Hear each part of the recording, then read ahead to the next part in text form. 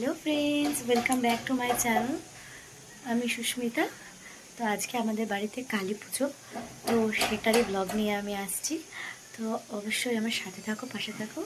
তো কালী পুজোর ব্লগটার জন্য ওয়েট করো।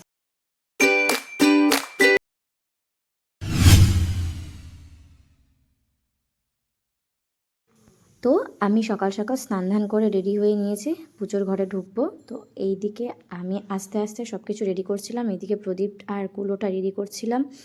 তারপর তো সন্ধে হয়ে গেল। সন্ধে হওয়ার আগে আগে যখন ঠাকুরের ঢাকা আসলো, তারপর আমরা গেলাম হচ্ছে জলটা সইতে। কারণ কি, প্রচণ্ড ঠান্ডা ছিল, তো বেশি রাত করে গেলে সন্ধ্যা হয়ে যাবে, তো ঠান্ডাও লেগে যাবে। তার জন্য আমরা একটু তাড়াতাড়ি গেছিলাম। আর এদিকে আমি গঙ্গা নিমন্ত্রণ করে নিচ্ছিলাম।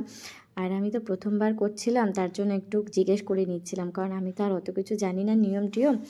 যেরকম করে মা বলে দিচ্ছিলো আমি সেরকম করেই করছিলাম। যাই হোক, কিন্তু এবার প্রথমবার আমরা দুজন আমাদের বাড়ির পুজোর দায়িত্ব নিয়েছিলাম। সত্যি এর এক্সপিরিয়েন্সটা কিন্তু অন্যরকমই হয়। আর মায়ের পুজো মনটা ভরে যায় করার সময়। আর মনে হয় যে সত্যি ঠাকুর যেন সত্যিই মানে দু হাত ভরে সবাইকে আশীর্বাদ দিচ্ছে।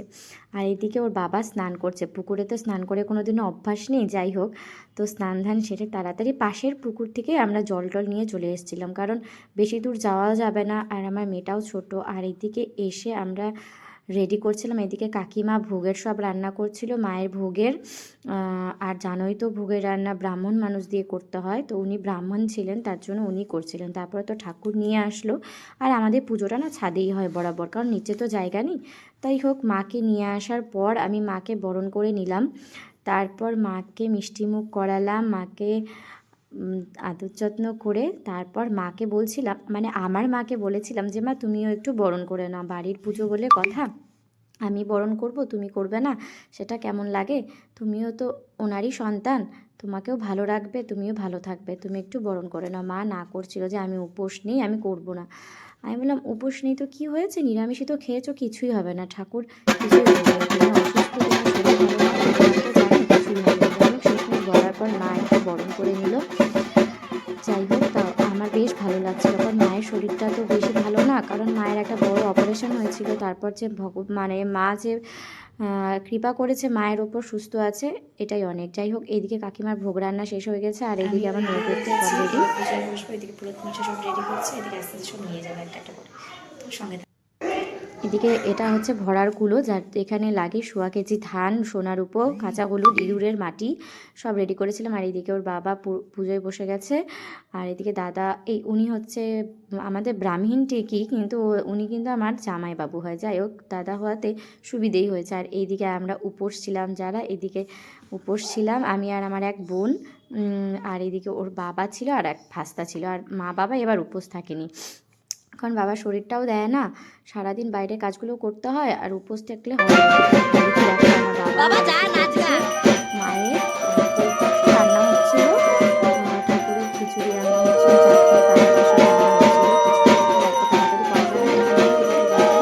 সকাল ভোরবেলার দিকে খিচুড়িটা হবে, তারপরে মায়ের চাটনিগুলো করা হচ্ছে। আর এদিকে ঠাকুরের ছোটদান হচ্ছে, সব মিলিয়ে পুজোটা খুব সুন্দরভাবে হয়েছিল।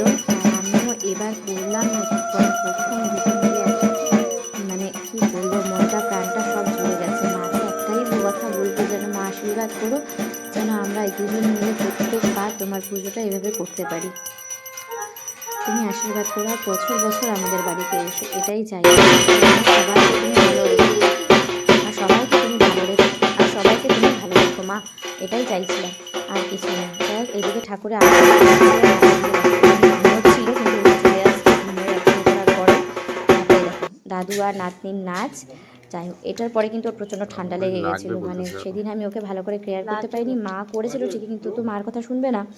যাই হোক, আর এদিকে যজ্ঞ হচ্ছিল, যজ্ঞটাও সুন্দরভাবে হয়েছিল। শেষমেশ পুজোটা খুব সুন্দরভাবে আমরা করতে পেরেছি, মানে কি বলবো। যাই হোক, অনেক রাতও হয়ে গেছিলো, বেশি রাতও হয়নি, সন্ধ্যায় পুজোয় বসেছিল, হতে হতে 12:30 বেজেছিল, রাত হয়নি। যাই হোক, আমরা খুব মজাও করেছি, আনন্দও করেছি। আর ওই দেখো, মানে টুনটুনি কাকির মতো আমার কোলে উঠে বসে আছে, রাত তখন